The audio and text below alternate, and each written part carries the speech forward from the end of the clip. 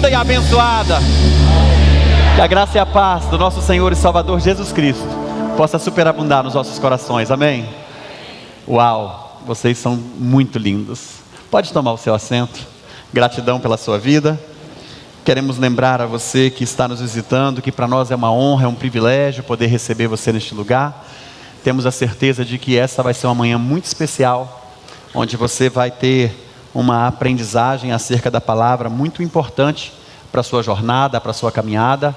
Queremos louvar a Deus pela vida dos membros dessa igreja, as pessoas que nos acompanham através do YouTube, na internet. Que o Senhor possa encher os vossos corações de gozo, de paz e de alegria.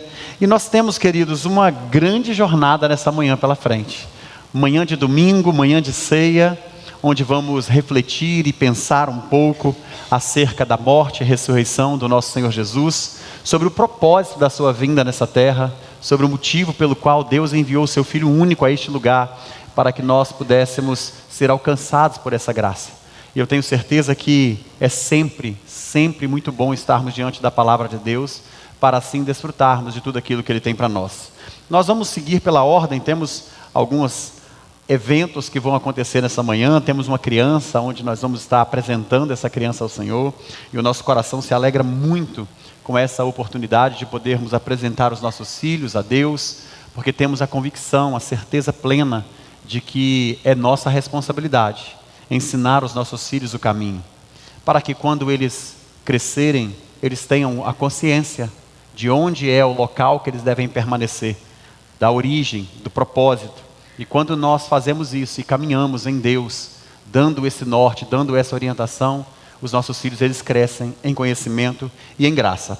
Mas nós temos também hoje uma responsabilidade de celebrarmos a ceia instituída pelo nosso Senhor Jesus como uma aliança, um pacto de uma nova aliança celebrada pelo nosso Deus através da vida do seu Filho Jesus.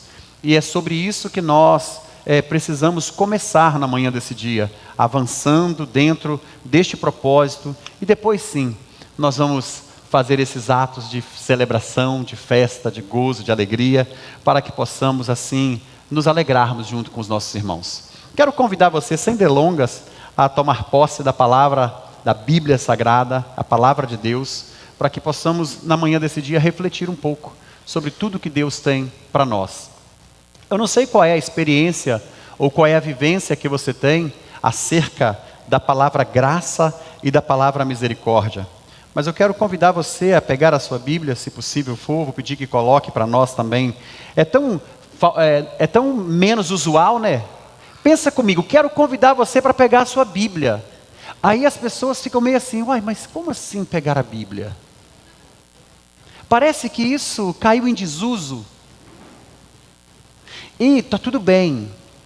Se você faz o uso da tecnologia, se você tem a Bíblia no seu smartphone, se você tem a Bíblia num tablet, se você tem uma outra forma de você acessar a Bíblia, não tem problema nenhum. De repente é uma questão de comodidade, é uma questão de modernidade, é uma questão de avanço tecnológico. Aí você pode, assim como eu, né, num momento como esse, vou pegar aqui minha Bíblia, e aí você recorre a ela aqui. É fácil, né, porque a gente encontra algumas facilidades aqui na hora de nos apropriarmos da palavra. Mas o que eu quero que você entenda é que em algum lugar você precisa ter a Bíblia, fazer o uso dela. O salmista, ele nos ensina a guardar a palavra no nosso coração para não pecar contra o Senhor. E o que eu quero trazer para você como uma vertente nessa manhã é que uma vez que você tem a Bíblia nessa praticidade toda, disponível para você onde quer que seja, você tem feito uso dela? Porque existem muitas outras coisas que caíram em desuso. Eu estou falando isso por uma questão cultural. Porque se a gente não tiver muito zelo, se nós não tivermos muito cuidado com a nossa fala, nós estamos disponíveis hoje, não só em tempo real e presente aqui, como ao vivo através da internet, mas a pessoa pode pegar essa pequena frase, o pastor da igreja dizendo que a Bíblia caiu em desuso, e aí ele corta ali. Porque está fora de contexto. O que eu quero que você entenda é que em um termo cultural, a Bíblia e muitas outras coisas parece que caiu em desuso. E eu quero refletir sobre isso com você nessa manhã, para que nós possamos voltar a algumas origens que são fundamentais e não nos perdermos dentro do processo. Porque isso tem acontecido. Deixa eu só ver um negocinho aqui, queridos. Pega para mim, faz favor, Lucas, meu Mac lá na minha sala. Deixei o iPad carregando a noite inteira, mas não verifiquei se ele tinha carregado, e ele não carregou. Mas está ótimo. O que eu quero que você permita analisar nessa manhã junto comigo? Coloque, por gentileza, aqui na tela. Quando você pode não ter o acesso a ela nessa facilidade da tecnologia, a gente vai disponibilizar aqui para você. Hebreus capítulo 4. Nós vamos ler apenas um versículo para começarmos a pensar sobre isso. Porque será que você conhece o que é graça e o que é misericórdia? Será que nós estamos nos confundindo dentro deste processo que é uma realidade para as nossas vidas? Estamos nos apropriando mais de uma coisa do que outra? Será que estamos nos esquecendo dos propósitos que Deus tem estabelecido para nós e simplesmente nos apropriando daquilo que nos convém? É sobre isso que nós vamos pensar na manhã desse dia. Enquanto os irmãos colocam aqui na tela, deixa eu só abrir logo aqui o sermão. Hebreus capítulo 4, versículo 16. Nós vamos falar um pouco sobre isso. O texto vai nos dizer assim: assim aproximemo-nos do trono da graça com toda a confiança, a fim de recebermos misericórdia e encontrarmos graça que nos ajude no momento de necessidade. Quando nós pegamos essa carta escrita aos Hebreus, nós vamos observar alguns detalhes que são fundamentais que estão ali. Essa carta ela vai trazer algumas revelações para nós acerca de como Deus estabeleceu por meio dos séculos, por meio dos anos, por meio do tempo, a sua conexão com a humanidade. Quando nós avançamos cada capítulo, em cada momento em que nós nos aprofundamos nesse texto, nós começamos a observar o propósito de Deus para com a humanidade. Tendo a abordagem acerca da sua graça, tendo a abordagem acerca das leis, tendo a abordagem acerca do entendimento que precisamos observar, e aqui especificamente, o escritor ele dá ênfase a algo que talvez a gente comece a perceber que parece se distanciar de nós. Porque o autor vai dizer assim: aproximemo-nos da graça do trono com toda a confiança, a fim de recebermos misericórdia e encontrarmos graça que nos ajude no tempo de necessidade. Quando nós olhamos para isso, qual é o seu nível de confiança acerca de se aproximar do trono de Deus? Quando você se aproxima do trono de Deus, como é que está o seu coração? Porque esse texto ele está prefigurando uma realidade que vai acontecer com a humanidade.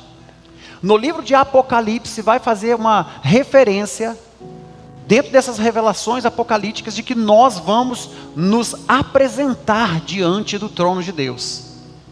E que quando nós nos apresentarmos diante do grande trono branco, o texto é muito claro, porque ali, queridos, não existe aquele negócio de você, Deus é você, Deus é o cara. A Bíblia faz uma menção, uma conexão com um propósito onde todos vão se aproximar do trono de Deus e eles vão se prostrar.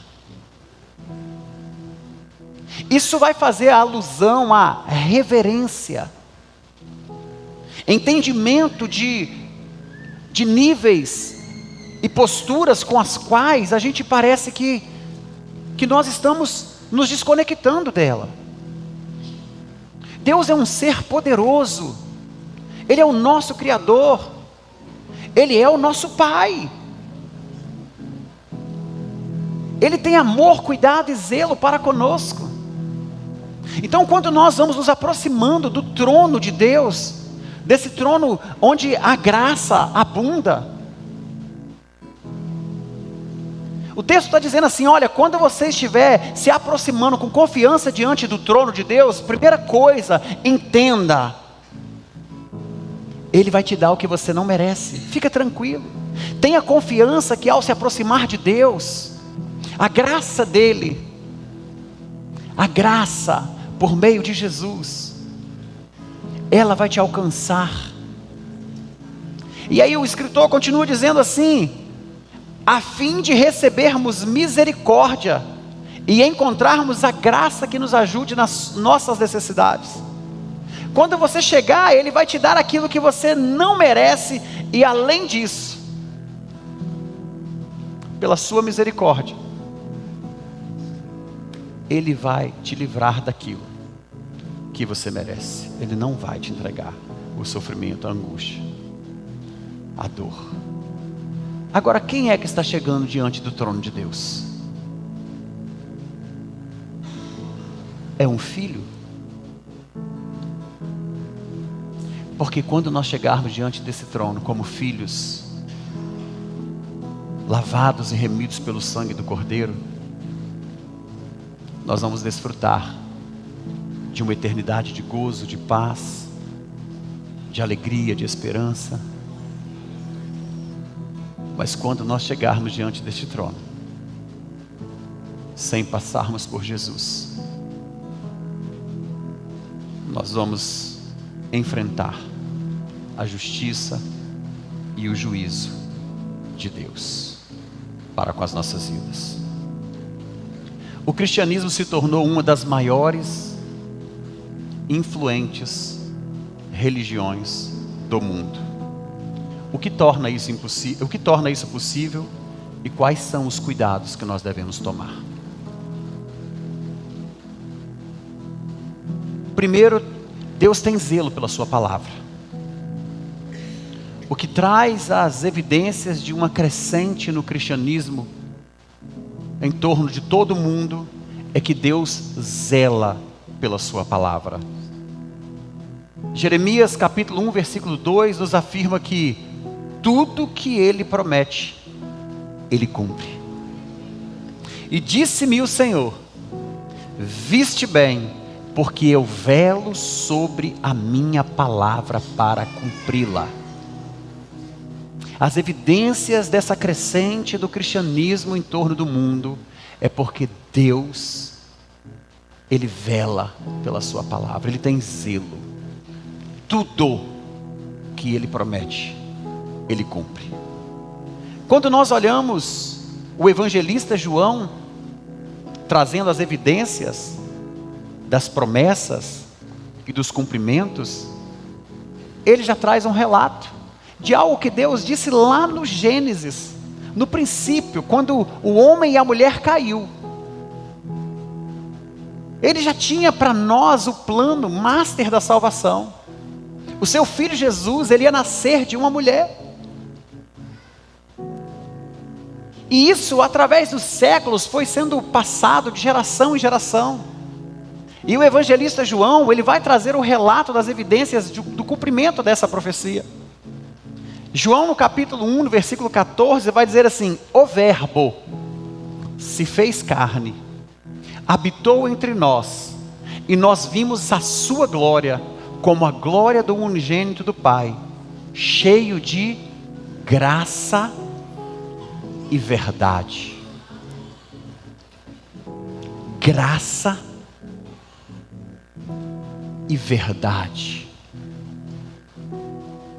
O crescimento do evangelho, o crescimento do cristianismo se dá por meio do zelo, do cuidado que Deus tem com a sua palavra. Tudo que Ele promete, Ele cumpre, e a sua palavra é cheia de graça e verdade. A propagação do evangelho, Jesus disse assim: passarão os céus e a terra, mas as minhas palavras não passarão. Mais do que isso, Jesus, ele vai nos afirmar em Mateus 28, 18 ao 20. E chegando-se Jesus, falou-lhes dizendo: é-me dado todo o poder nos céus e na terra. Por que eu estou mostrando isso para você? Porque quando Jesus traz as evidências, olha, vai passar os céus e a terra, mas as minhas palavras não passarão, ele está dizendo, tudo isso que eu estou ensinando vai acontecer, inclusive o Filho vai ser entregue, vai morrer e vai ressuscitar ao terceiro dia. Então você vê Jesus zelando e também trazendo as evidências de coisas que pareciam impossíveis e improváveis. Ele fala dos finais dos tempos, ele fala dos sinais, das evidências. Ele traz para os discípulos coisas das quais eles questionam, mas quando vai ser? Como vai ser? Para que eles pudessem estar prudentes, ser prudentes, estarem vigilantes e atentos, ele vai trazendo os ensinamentos. E ele fala, fica tranquilo, porque vai passar os céus e a terra, mas essas palavras, elas não passarão.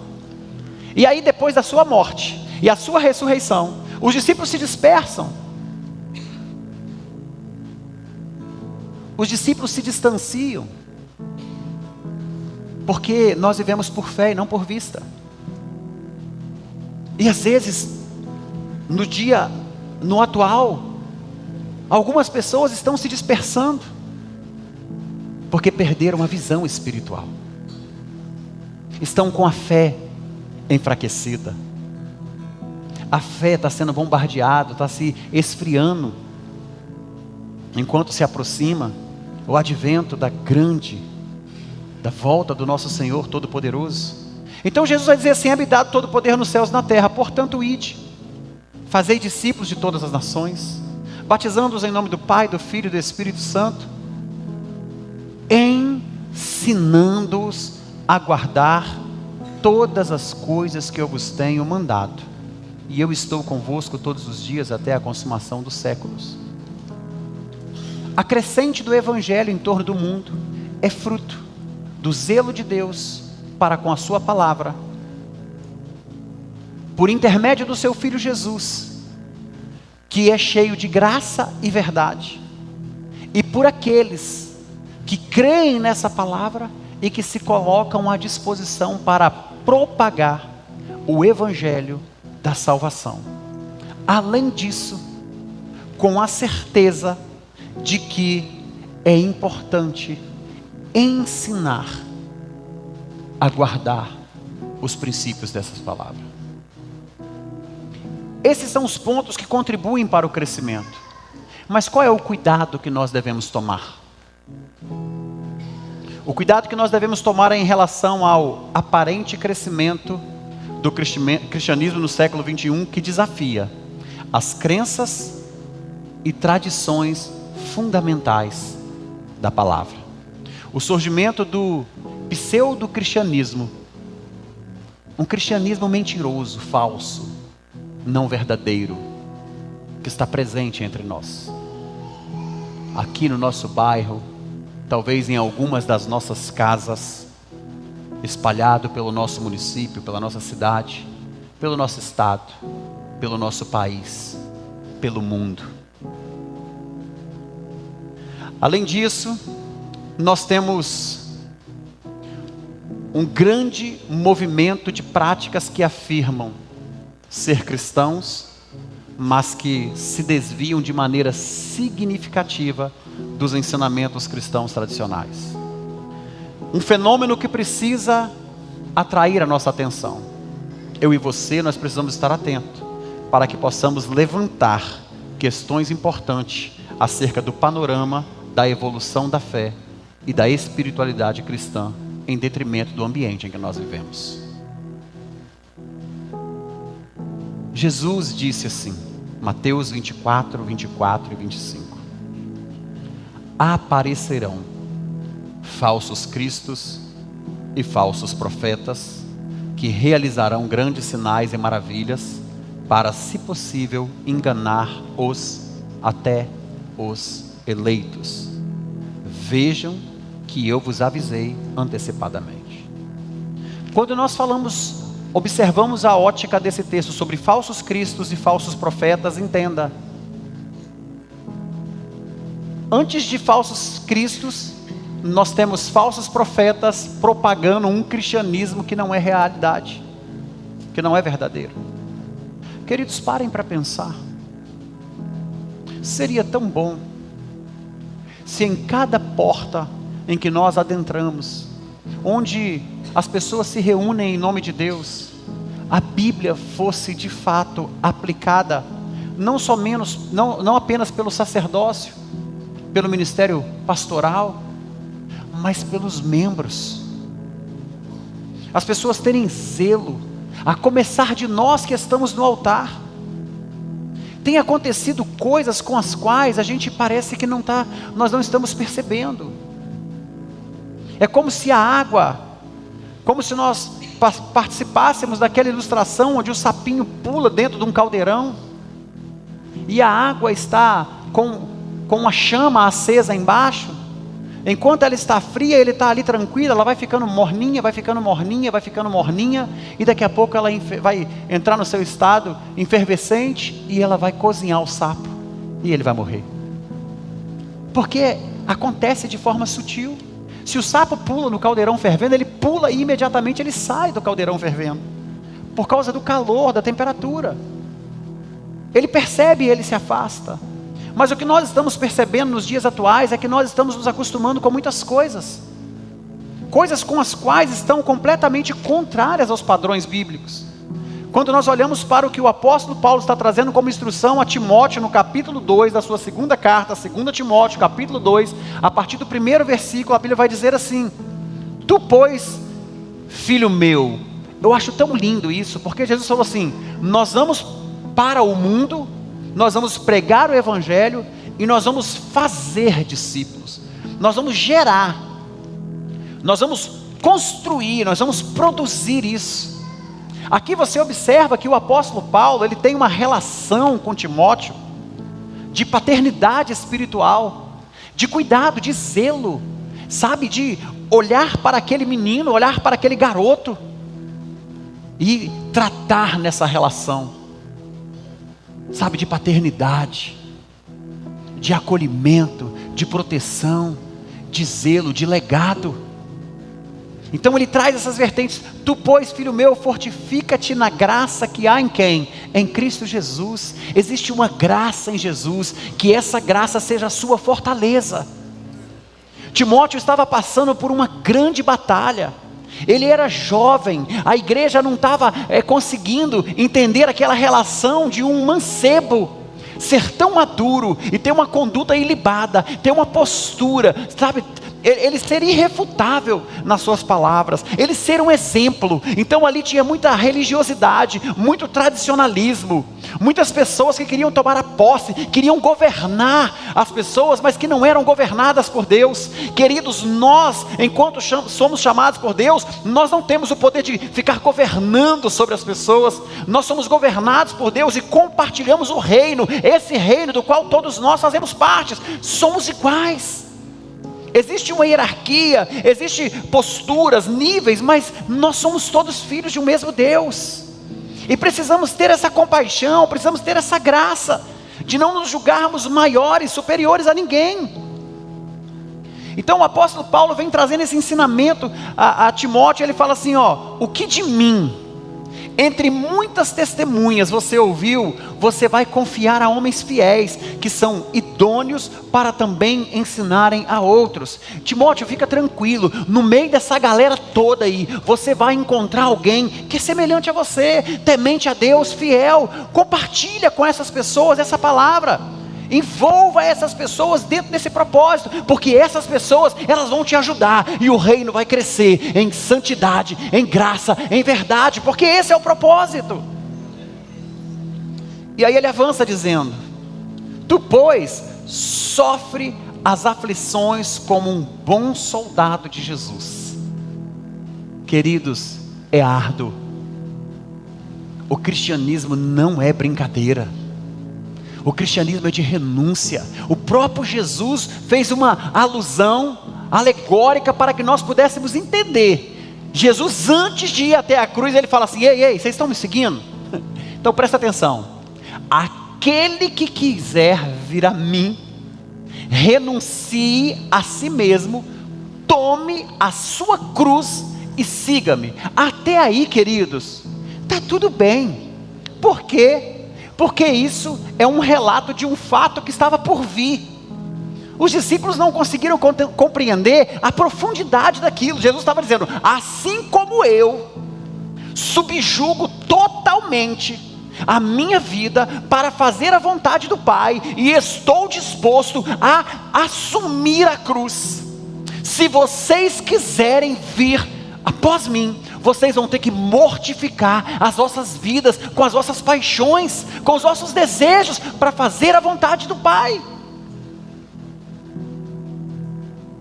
Sofre as aflições como um bom soldado de Cristo. O cristianismo tem um preço, Jesus pagou esse preço, e esse caminho, essa jornada, essa trajetória é para quem está disposto e tem fé para mortificar a sua carne com seus deleites, com seus prazeres. Ninguém que milita se embaraça com o negócio dessa vida, a fim de agradar aquele que alistou para a guerra. Se você se envolve com o negócio dessa vida, você não está agradando a Deus. Foi Ele quem nos chamou. Então a gente tem visto nos dias, no tempo presente, pessoas que se alistaram ao exército, que pertencem a uma comunidade da fé, mas que estão envolvidas, embaraçadas com negócios dessa vida. Sabe, estão aliançados com relacionamentos que não são saudáveis, com pessoas que são agradáveis aos seus olhos, ao seu relacionamento, ao seu dia a dia, mas que desagradam a Deus. Pessoas que são blasfemas, pessoas que literalmente zombam da graça de Deus, mas que pertencem à nossa vida, que faz parte do nosso cotidiano. O apóstolo Paulo, ele vem trazendo isso com muito zelo, com muito cuidado, para que Timóteo não se perdesse no seu processo. Se alguém também milita e não é coroado, e aí ele vai trabalhando esses pontos que são fundamentais para que nós possamos entender o propósito de Deus.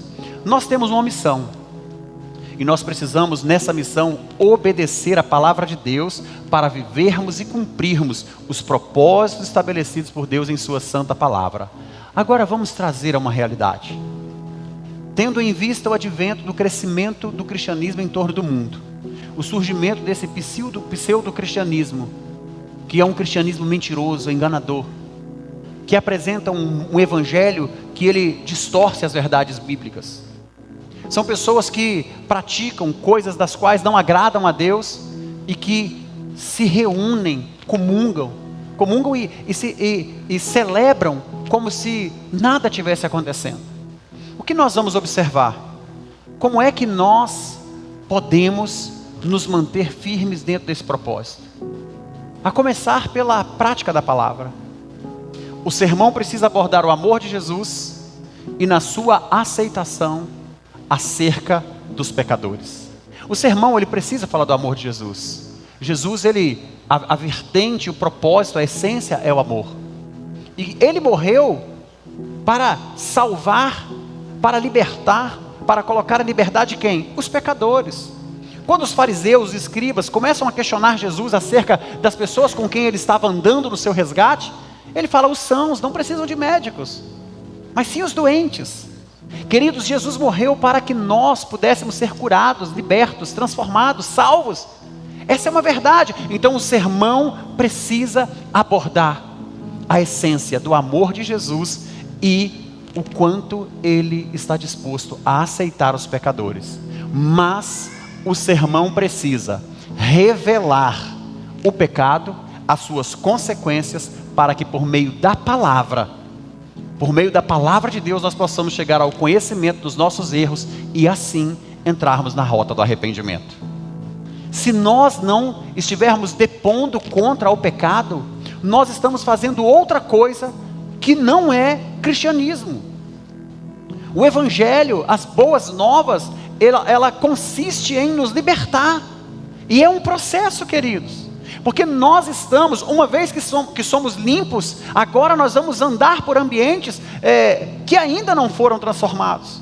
Então a possibilidade de nos sujarmos, a possibilidade de respingar em nós algumas questões no dia a dia, ela é muito forte. E nós precisamos estar sempre sendo limpos por meio da palavra. É por meio da palavra. Se você observar alguma pessoa que ela não consegue perdoar, não conseguem amar, não consegue, sabe, se livrar da maledicência.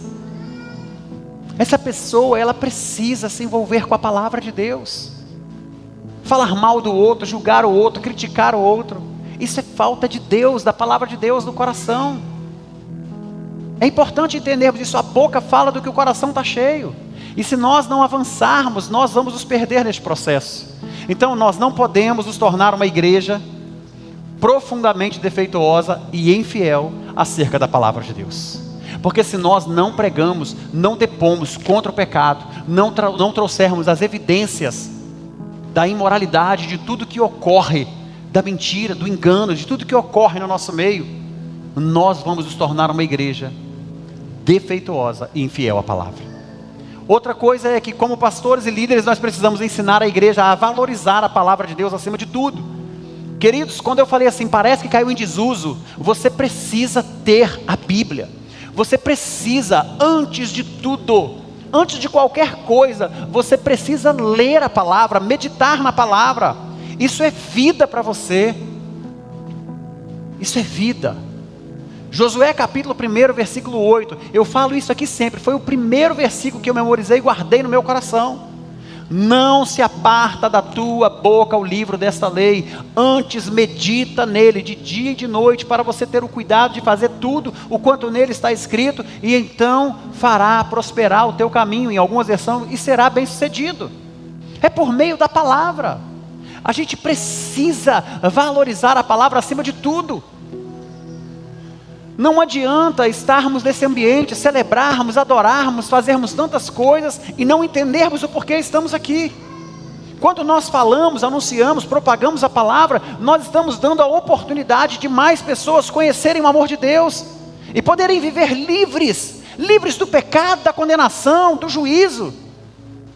É por isso que nós precisamos ter esse zelo. Quando você se relaciona com pessoas com as quais você diz que ama, e você não insere a palavra nesse relacionamento, desculpa, está errado. A palavra tem que estar acima de tudo. Nos nossos relacionamentos, a palavra tem que estar ali. No seu relacionamento com a sua família, com seus filhos, a palavra tem que estar ali.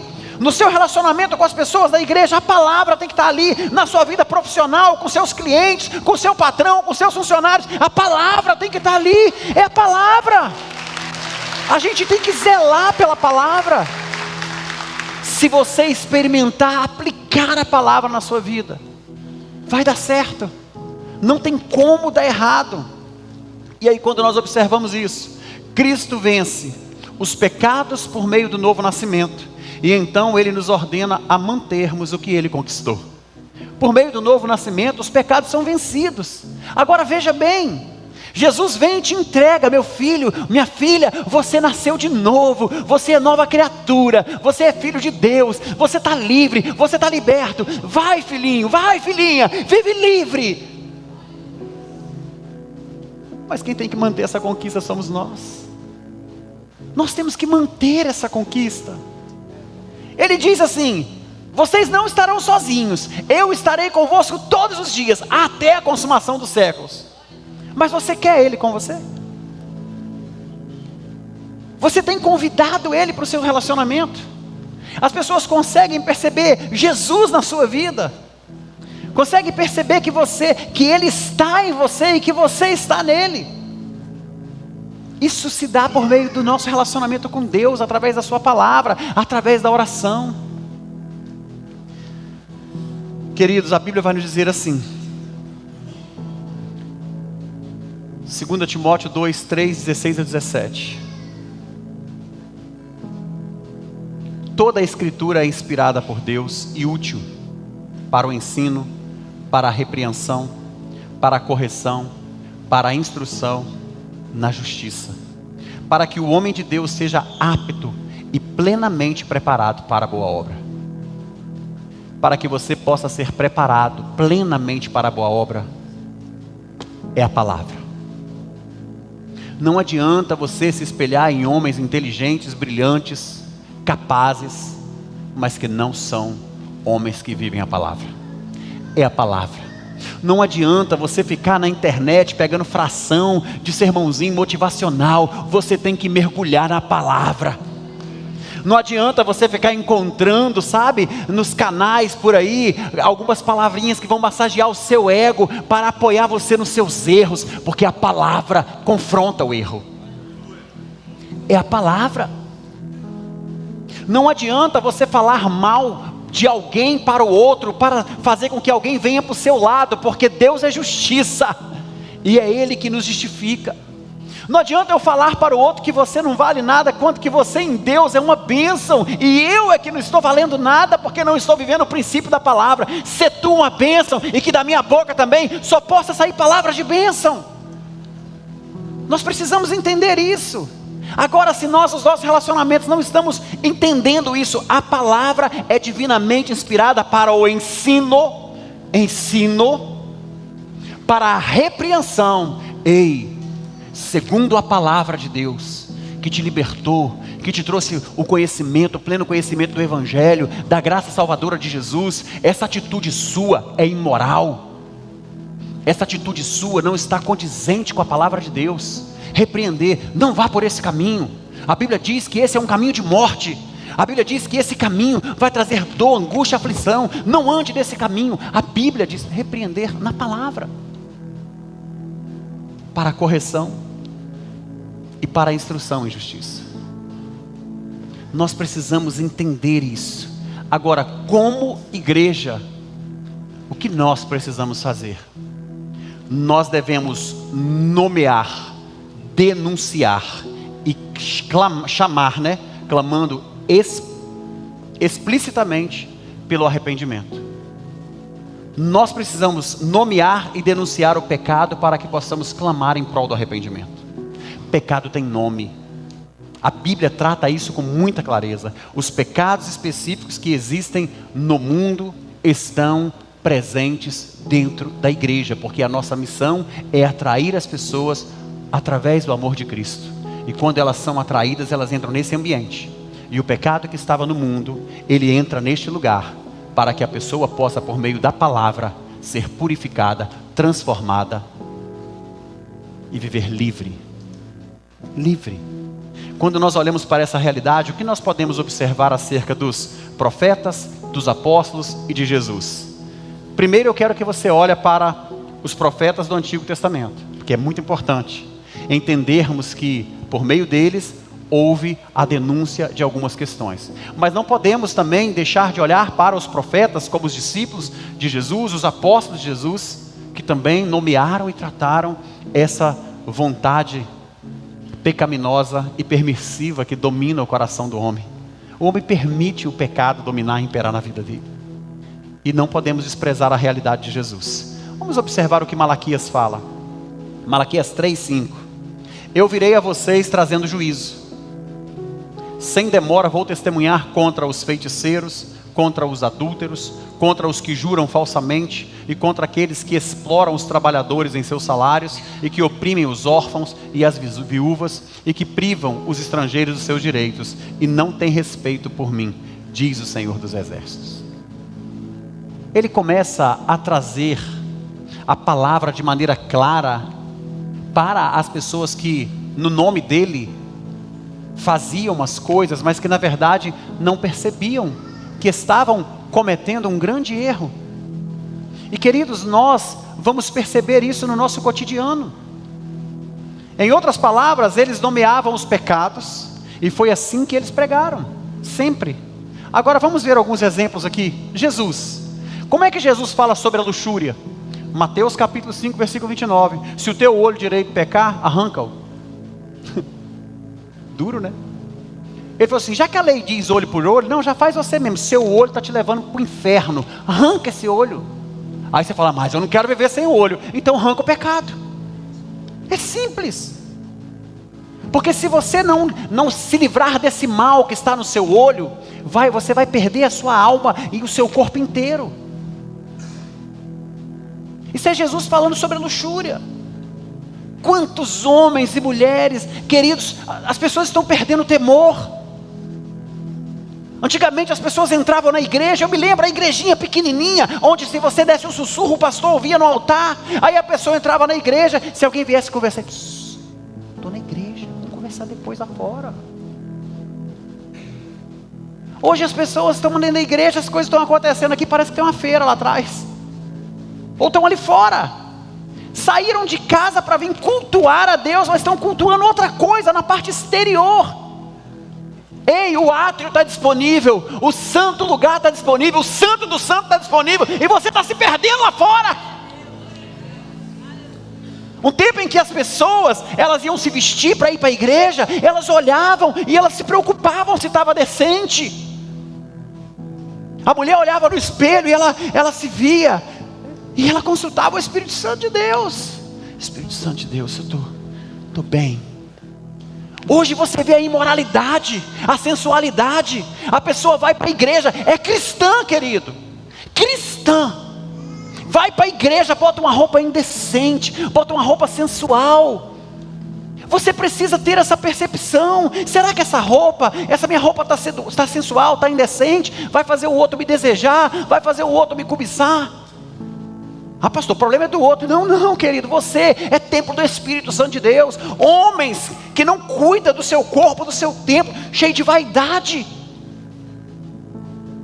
Estamos perdendo a noção.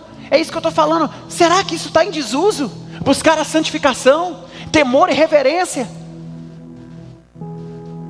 As pessoas não oram mais para subir no altar. As pessoas não fazem jejum em consagração para a salvação de vidas. As pessoas não se preocupam mais com a essência do que é santo.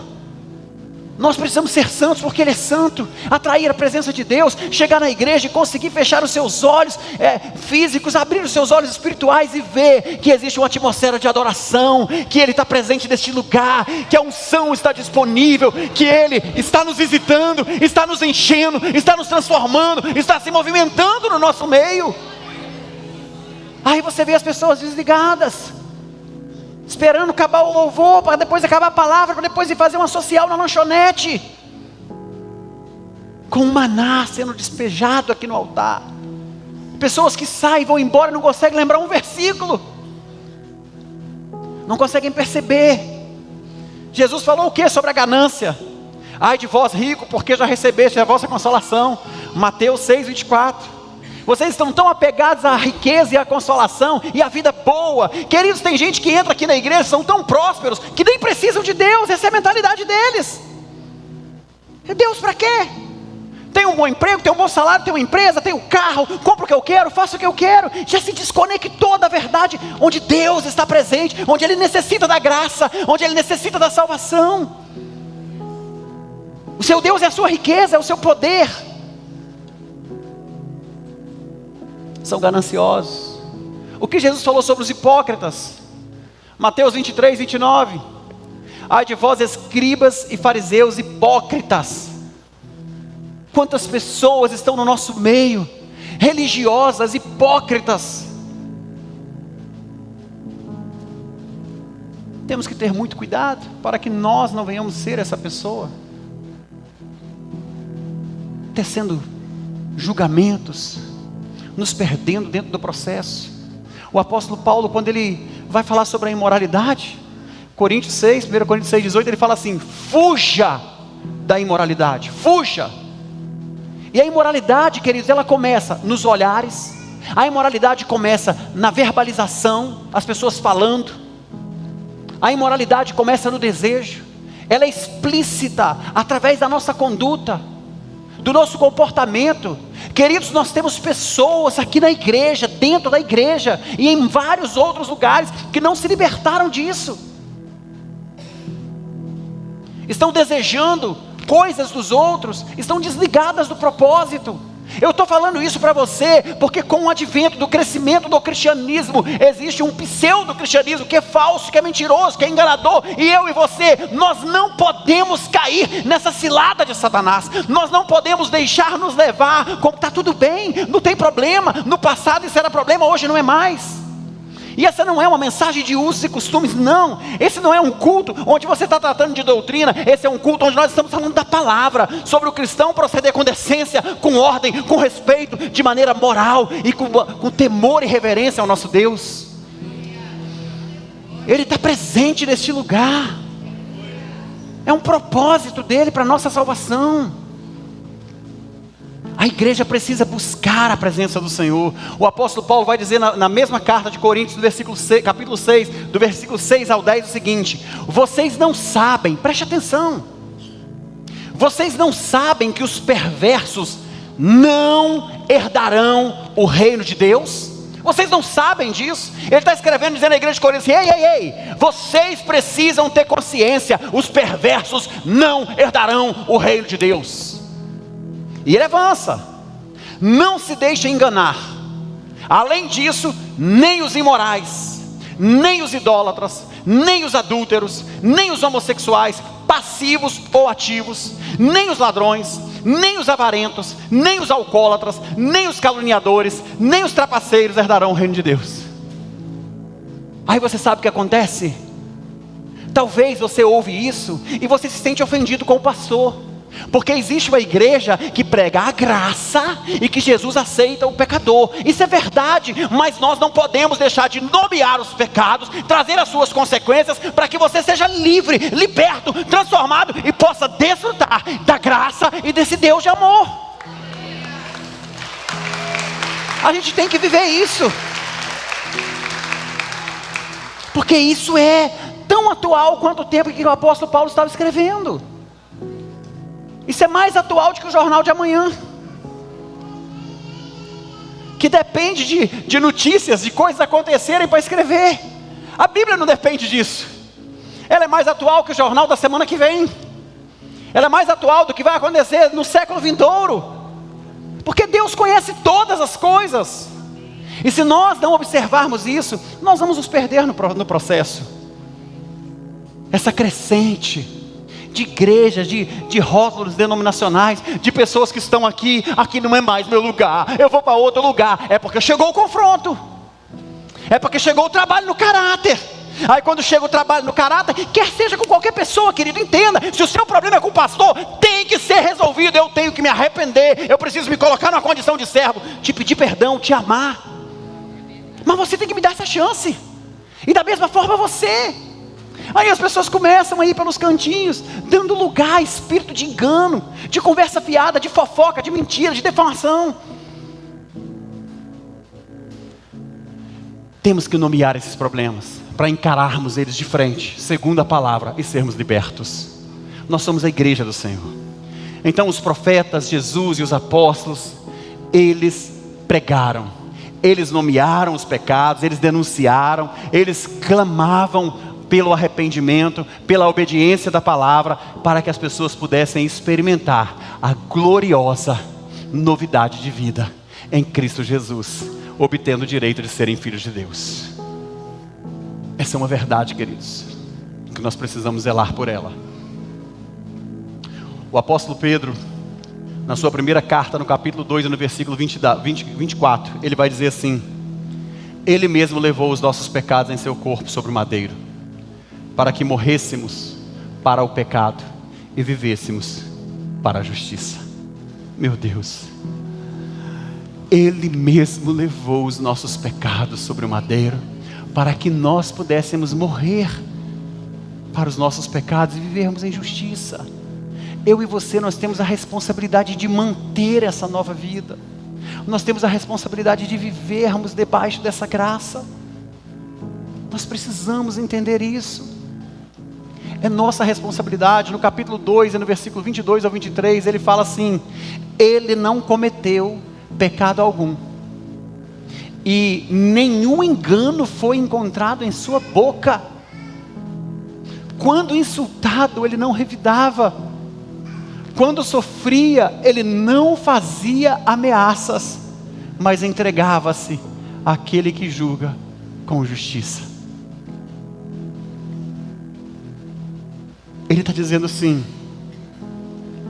Jesus, o Filho de Deus, o Todo-Poderoso, quando ele era insultado, ele não revidava. E quando ele estava sofrendo as dores, ele não ameaçava ninguém. Imagina Jesus: pode me machucar, eu vou morrer na cruz do Calvário, vou salvar todo mundo, mas você eu não vou salvar. Você vai queimar no inferno, porque você está me machucando. Não. Ele começava a sofrer e não fazia ameaça. Mas por quê? Porque ele estava se entregando a quem? Aquele que julga com justiça. Ele estava fazendo isso por amor a nós, se entregando a Deus. Deus, estou cumprindo o meu papel, eu vou me entregar. Um dos versículos mais lindos da Bíblia que eu sou apaixonado é quando Jesus fala assim: ninguém tira a minha vida, eu vou lá dou de vontade própria. Ninguém tirou a vida de Jesus, não foi ninguém. Ele é o autor da vida, Ele é o princípio, Ele é o meio, Ele é o fim, Ele é o alfa, Ele é o ômega. Ele tem todo o poder. Ele falou assim: eu vou entregar a minha vida. Ninguém tirou, Ele entregou a vida.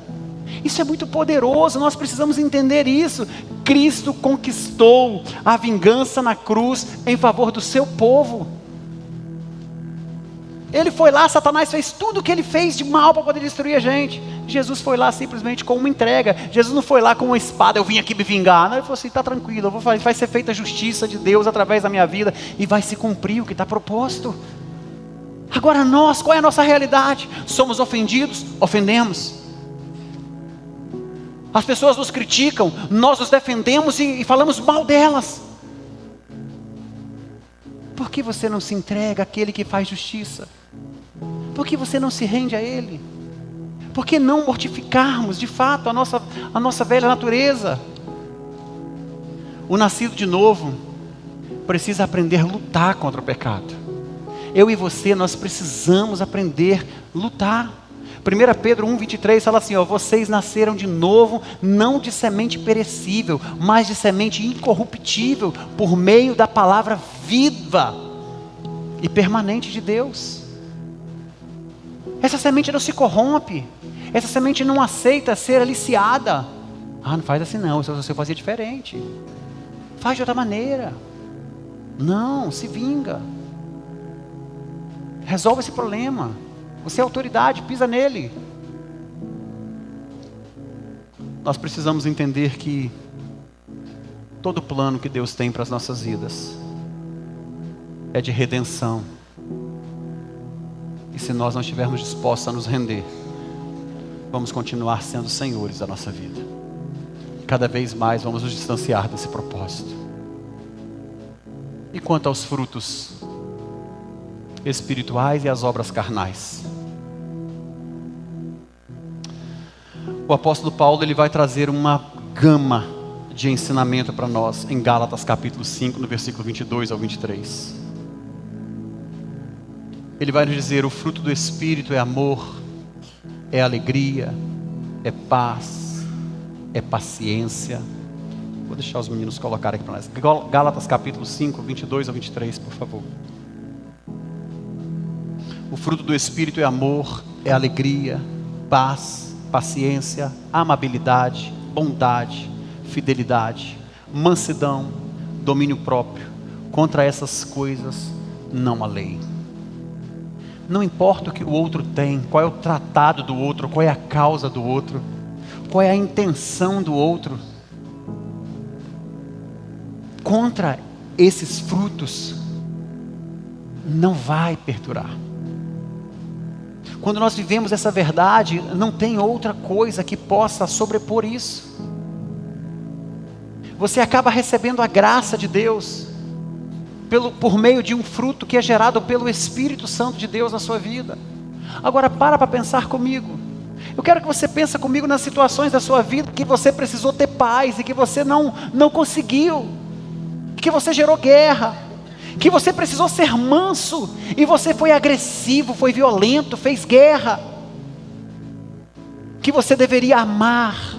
Meu Deus, quantas pessoas, Senhor, quantos de nós estamos longe dessa verdade do amor, amar o outro, amar a Deus, amar as pessoas, servir a todos. O amor está esfriando, as pessoas estão se distanciando disso. Eu falo isso não é numa vertente distante não, longínqua não, dentro de casa você vê o amor se esfriando. Amor de pais para com filhos, filhos com pais, entre cônjuges.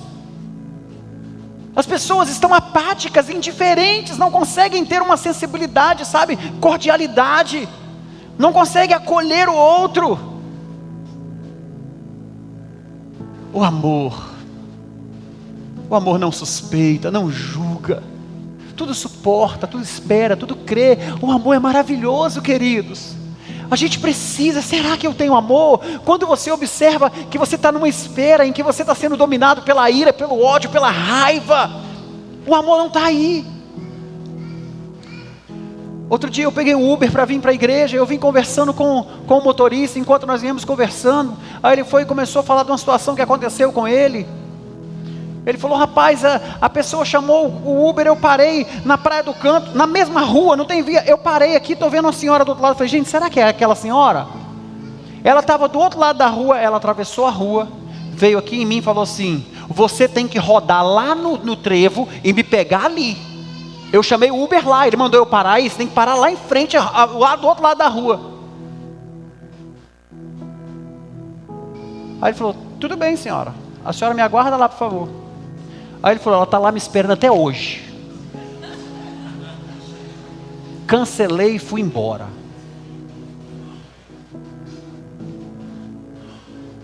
Aí eu peguei, olhei para ele e falei: Ele falou: não suporta esse tipo de abuso não. Eu falei: então, querido, eu tenho aprendido que nós só podemos dar aos outros aquilo que nós temos. Aquela mulher não teve empatia por você. Eu não sei como é que estava o coração dela, que eu não posso fazer julgamento nenhum. Talvez ela é uma pessoa que está vivendo um momento difícil e se viu no direito de fazer você atravessar a rua e vir para cá. Enfim, mas você só pode dar o que você tem. Você se sentiu ofendido e você ofendeu. Num coração onde o amor opera, não existe mágoa, não existe angústia, não existe aflição, não existe nenhum tipo de sentimento averso ao outro. Se o seu coração tivesse repleto de amor, você sabe o que você faria? Você pediria desculpa àquela pessoa que abusou de você, manobraria o seu carro, pararia o carro lá, abriria a porta para ela: pois não, senhora, pode entrar. Onde a senhora quer ir? Talvez você vai falar: pastor, ninguém é palhaço de ninguém não. Eu também acho que não. Mas o que opera dentro de mim é amor. E nós não podemos perder uma oportunidade de falar do amor. E era o que eu estava fazendo para aquele motorista do Uber, ensinando ele: deixa o amor gerar no seu coração. Não é só para essa situação, meu querido, é para situações da sua vida. Uma hora a sua esposa vai te tratar de um jeito indevido, seu filho, seu vizinho, seu amigo, alguém. Mas onde opera o amor, não há lugar para mágoa, para aflição, para angústia, para maledicência, para ganância, para soberba. Não há lugar para isso. Então nós precisamos observar. Os frutos do Espírito são as evidências de que nós estamos sendo aperfeiçoados. Ei, se não houver essas evidências em você, em mim, em nós, nós ainda não estamos preparados. Não estamos preparados para o confronto, não estamos preparados para o conflito, não estamos preparados para a aprovação, porque nós vamos ser reprovados. Precisamos entender isso, buscar os frutos do Espírito, que é nos dado por meio dessa presença de Deus em nós, de você se envolver com Ele, com a palavra dEle. Mas além disso, nós temos alguns detalhes. No versículo 24, nós percebemos que nós temos uma grande realidade para podermos enfrentar. Aqueles que pertencem a Cristo, diz ele, né? Porque os que pertencem a Cristo crucificam a carne com suas paixões e com seus desejos. Qual era a vontade daquele cara? De ir lá manobrar e passar por cima daquela senhora. E aí, para que ele não fizesse essa vontade, ele só abandonou ela. Qual era a vontade daquele cara? Eu estou te falando porque ele me diz: a minha vontade foi de falar umas poucas e boas com aquela senhora, mas eu ia falar tanto na cara dela. Mas eu preferi não falar. Só que ele fugiu. Ele poderia ter sido aprovado, assim como eu e você. Quantas vezes nós somos reprovados porque nós não crucificamos os nossos desejos, não crucificamos a nossa vontade? É o jovem com a imoralidade sexual, é o jovem que tem prazer no sexo fora do casamento, é o homem que tem prazer nas bebidas ilícitas, nas drogas ilícitas, a pessoa que tem prazer na mentira, a pessoa que zomba do outro para se divertir. Queridos, é uma vergonha. Às vezes a gente vê dentro da igreja irmãos zombando do outro e acha que isso é legal. A gente tem que amadurecer, nós temos que amar mais o outro, ter zelo do outro. Para que ficar criticando, zombando, fazendo o outro motivo de escárnio? Para quê? Mas isso se tornou tão comum, queridos. Está se tornando tão comum no meio da igreja que as pessoas não percebem. Onde é que nós estamos nos esquecendo da promessa que Ele nos fez, da graça salvadora, de buscarmos a santificação, de nos colocarmos nessa condição, de termos zelo com o templo do Espírito Santo, de zelarmos com a palavra que sai da nossa boca, de entendermos que nós somos embaixadores do Rei, e que a nossa conduta, ela deve ser uma conduta decente, uma conduta de respeito, uma conduta que traz as evidências do reino espiritual sendo expandido através das nossas vidas. Até quando? Vamos ficar nessas guerras de dogmas, de religiões, criticando. Eu não posso criticar o que está acontecendo nas outras igrejas, porque eu tenho um pastor que está aqui, meus apóstolos, que me orienta, que me ensina. Eu tenho um sumo pastor, que é Jesus, eu tenho uma palavra de referência, e eu não fico por aí me cuidando de rebanho dos outros, não. Onde Deus confiou para um outro pastor, para um bispo, para um padre, para qualquer líder religioso que tem por aí, não compete a mim. Eles precisam ensinar a palavra, e está tudo bem, a responsabilidade deles, assim como é a minha responsabilidade, é ensinar vocês. Mas nós precisamos sempre atrair a atenção das pessoas para o que a Bíblia diz, vivermos o que a palavra diz. Porque o apóstolo Paulo faz sim menção dessa grande verdade dos frutos, mas ele fala sobre algo muito importante antes, a partir do versículo 19 do capítulo 5 de Gálatas. Ele dá nome ao pecado, ele traz clareza. Versículo 19, por favor.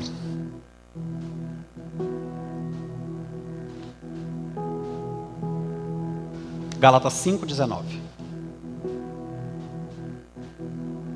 Ora, as obras da carne são manifestas, ou seja, são conhecidas, estão explícitas, são claras, são evidentes. As obras da carne estão aí, são essas: imoralidade sexual, impureza e libertinagem, idolatria, feitiçaria, ódio, discórdia, ciúmes, ira, egoísmo, dissensões, facções, inveja, embriaguez, orgias e coisas semelhantes.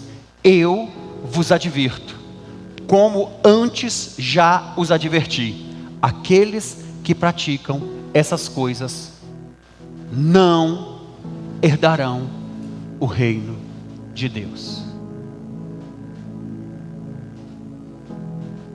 Vou te dar um exemplo claro. Tem alguém aqui que pratica algum esporte? Praticar um esporte. Beleza.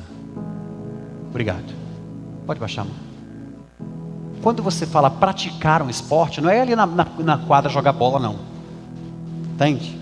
Não é a pessoa, eu vou ali jogar futebol. Não, não. Praticar esporte, quando o Zé levanta a mão ali, ele é faixa preta de jiu-jitsu, ele é um professor, ele ensina, então ele está diariamente envolvido com a disciplina dessa arte marcial. Então ele é um praticante dessa modalidade de esporte. Um jogador de futebol, eu pratico esporte, sou jogador de futebol, ele tem responsabilidade e compromisso com os treinos, com a disciplina do clube, com o que precisa ser feito. Ele vai se desenvolver por meio da prática. Ou seja, ele está continuamente, com frequência, exercendo e fazendo aquelas coisas. Ficou claro até aqui? O apóstolo Paulo falou, foi isso.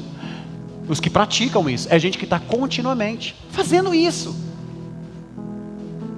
Faz isso, sempre, o tempo todo. Não consegue se desvencilhar disso. É praticante dessas obras.